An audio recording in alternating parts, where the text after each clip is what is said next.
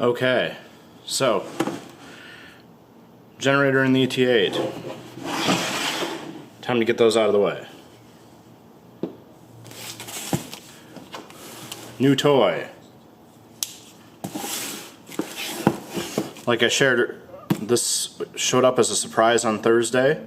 I had gotten a shipping notification, but usually I get an update when it comes out of the shipping container on the US shore. And I did not get that. I just got a package pretty quickly, actually, because I got my notification about 5 business days ago or something, and usually it takes longer for the container to make its way across. So here we are. This is the kit version of the retro HM-01, and it is hopefully going to be worth the wait. I've seen some other videos. Thomas PC Guru bought a pre-assembled one and really liked it, so here we go.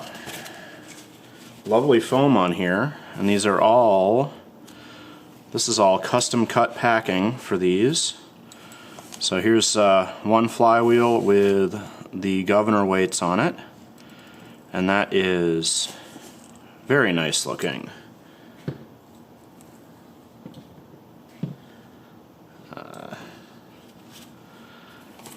And the other flywheel,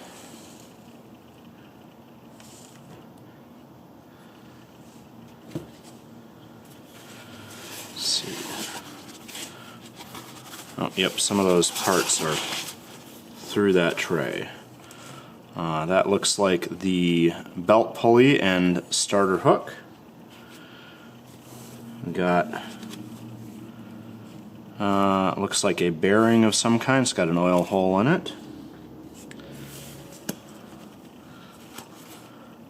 That must be the collar for the governor. Looks like a pair of main bearing caps here, and I do have a left hand and a right hand. We can see from the spacing here, the holes are barely off center, and then of course the oil cup holes are in different locations. One cam gear. This is pretty sharply milled, but it looks smooth, so it should work pretty nicely. Oh, the little oil cups that will go in those main bearing caps. And it occurs to me my table is all flat and soft, or flat and smooth, so get out a rag, and that way when I set these round objects down they won't roll off the side. The last thing in this layer is the exhaust stack, which I'm guessing is all brass and then painted, because it appears to be painted here. The matte black looks pretty good. Unfortunately, matte black is easy to scuff, so it's not perfect, but that is yeah, matte black is basically impossible as far as paint goes. Just like shiny black, black is a tough color to use for paint.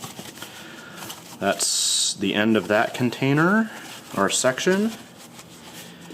And there's a small layer here with the crankshaft.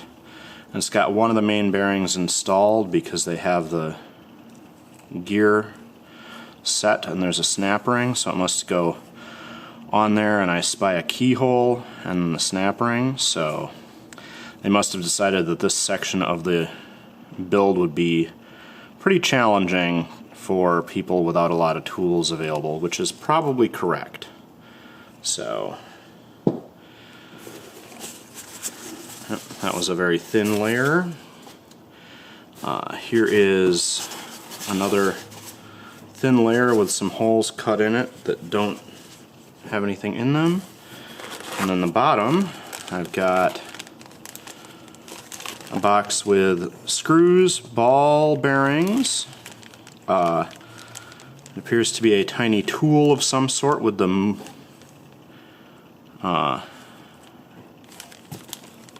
M15 or 0.15 marked on it, so that must be a gap tool.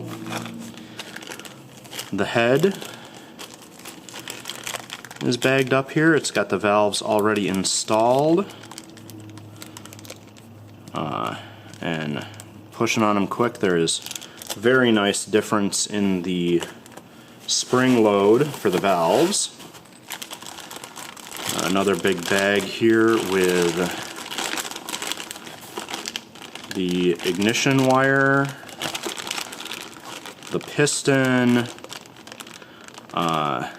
must be the exhaust rocker, a couple of springs, some sandpaper, rather a small bit of emery paper, the carburetor, and some other odds and ends.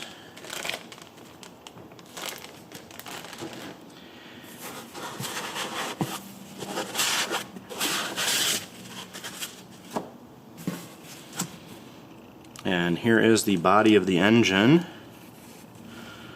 The retro logo on the side. It doesn't have a serial number on it on that side, but this side has the serial number 23080.